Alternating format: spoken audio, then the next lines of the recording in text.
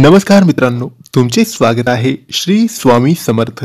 मित्रांनो, आज रविवारच्या दिवशी होळी पौर्णिमा आहे।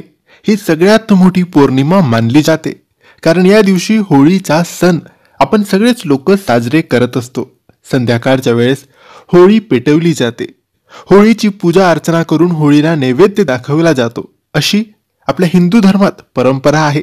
बऱ्याचशा वेळेस आपल्याला होळीची पूजा करणे शक्य नसते, तर होळी पेटवली आणि तिथे जाऊन आपल्याला पूजा करणे, नैवेद्य दाखवणे शक्य नसल्यास आपण घरातच बसून होळीला प्रसन्न करू शकतो, होळीला दर्शन करू शकतो, होळीची पूजा करू शकतो। ते म्हणजे कसं, एक मंत्राचा जप करून तुम्ही होळीच्या दर्शनाचा लाभ मिळवू शकतात।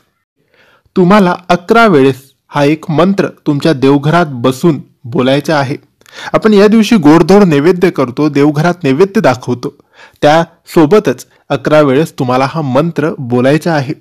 आता हा मंत्र कोणता आहे तर मित्रांनो, हा मंत्र होळीला प्रसन्न करण्याचा मंत्र आहे, होळीची पूजा करण्याचा मंत्र आहे।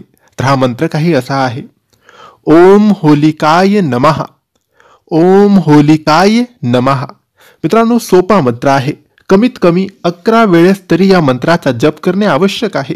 जमले तर 108 वेळेस, म्हणजे संपूर्ण एक माळ जप केला तर अत्यंत लाभदायक हा मंत्र आहे। तुमच्या घरातून गरिबी, दरिद्री सर्व मिटवून टाकेल आणि तुमच्या मनातल्या सर्व इच्छा हा मंत्र पूर्ण करेल। तर मित्रांनो, तुम्हाला रविवारच्या दिवशी, होळीच्या दिवशी या मंत्राचा जप 11 वेळेस करायला विसरू नका। तर मित्रांनो, माहिती तुम्हाला आवडली असेल तर लाईक आणि शेअर करा। काही प्रश्न असतील तर कमेंट्सद्वारे विचारा, आमच्या चॅनलला सबस्क्राईब करायला विसरू नका। धन्यवाद।